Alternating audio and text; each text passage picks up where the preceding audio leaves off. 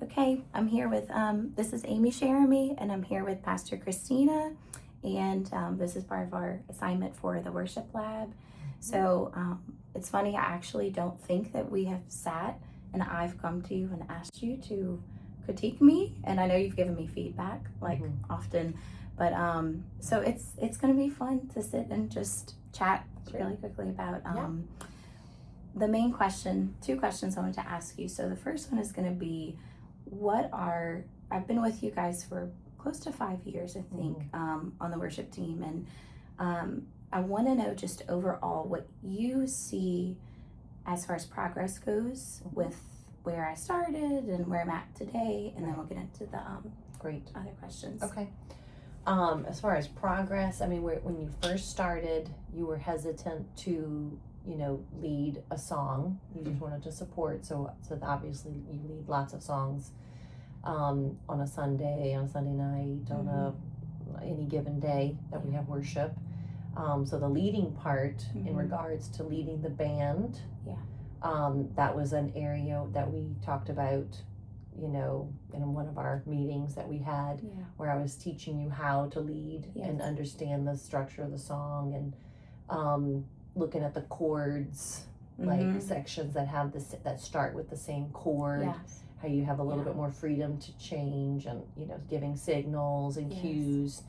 So I see a lot of progress in that, so that you can have more freedom. Our worship is challenging because we will practice something a certain way, but how we allow the Spirit to move, and we're not on a click track. We don't have backtracks. We have live. Everything's live. Everything's very flexible. Yes. So with that flexibility, you actually have to know your stuff more, and you have to be actually more skilled. So I think because of the flexibility, the weakness was definitely exposed. Yes. Because there would be like coming in the wrong spot, band having to quickly shift. I feel like that's better. Yeah. There's a lot of progress in that. Still room for improvement, obviously. It's when you're a singer leading a song without an instrument. Yes. And a lot having the musical knowledge of what's happening with the instruments. Yes, sure. We tend to stay kind of in our box. Whereas I feel like you're getting better at not being restricted to the box, while also not having a train wreck. Yeah. It's one thing to like jump off the cliff. It's another thing to glide through the air. Right? It's so true. So that's a big one. Yeah. And I've really enjoyed all of the new songs that you have been feeding me. Yeah. Because I feel like we've had a lot of new, fresh songs, songwriters, albums I would have never heard had you not been giving me those. And a lot of people don't actually send me songs that I actually want to do, whereas every time you send me a song, I actually want to do it. That's good. And so I feel like you've had a lot of progress being confident to do that, bold to do that, and actually picking songs that align with the type of worship that we're trying to accomplish here. Yeah. So I think that's all really good stuff. That is really helpful and good for me to hear, because it helps me to see you've spent a lot of time pouring into me and just helping support me and train me and help really just encourage the confidence that I needed, and I still am working on, and all the things. And you hit such a great point about like me not having an instrument, and really also not having the musical knowledge as much, as far as the chords and things like that. So I appreciate you saying that you've seen some progress in me knowing where to go a bit more, even without, an instrument, because that is one area where I feel I'm weak. I'm like, okay, whatever.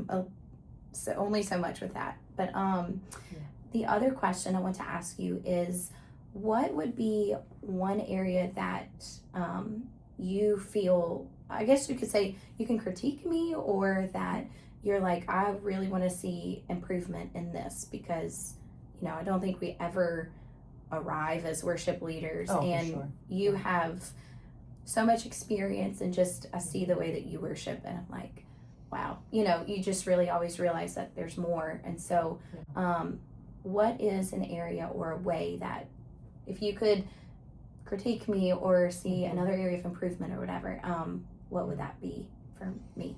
I mean, I feel like you're doing it. I think the development part is in the work that comes in between your sets, Yeah. and that's your vocalizations, Mm-hmm. which you're getting through your vocal class. Yeah. Being in vocal training Mm-hmm.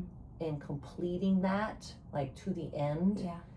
it makes you a more proactive, you know, in self-development beyond that point. Yeah, sure. And so one thing that, if you're an alto, so your lower range is developed. Mm-hmm. I was a soprano, so my higher range was developed. Mm-hmm. Once I learned how to sing in my really my comfortable range, in order to sing songs that I didn't need another person to sing with me, maybe the bridge. Right. I had to always have a co-lead with me Mm-hmm. when I was in my development stage. Yeah. Because I couldn't sing most songs because of the range of the song. Right. And so that's where I do feel like you are getting definitely better.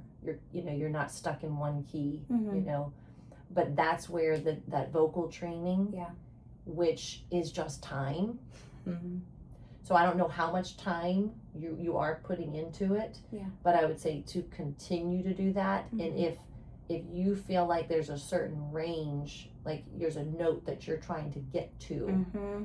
so that you can be more of an independent lead and Yes. do your repertoire can expand. Mm-hmm. I do think that developing that confident range. Yeah, that's a good You way to can put do it. That's a great You way can to put actually, and when you're in the Holy Ghost, like you can hit the notes. it.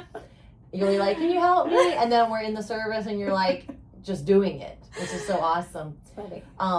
But doing it like knowing you can do it, Yes. and it not just being like a Holy Ghost thing, but like actually knowing you can do it, Yes. having the skill, understanding, the passaggio and all the placement, your mask and all that stuff. Mm-hmm. Just like really knowing and going there, Yeah.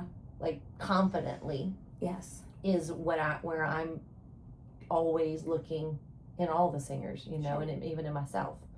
So I say more time. If you That's can good. say, I can do it. I'm not like, this is just me. This is just how I was born. Mm-hmm. No, actually, I can sing lower than you, I know. that's proof.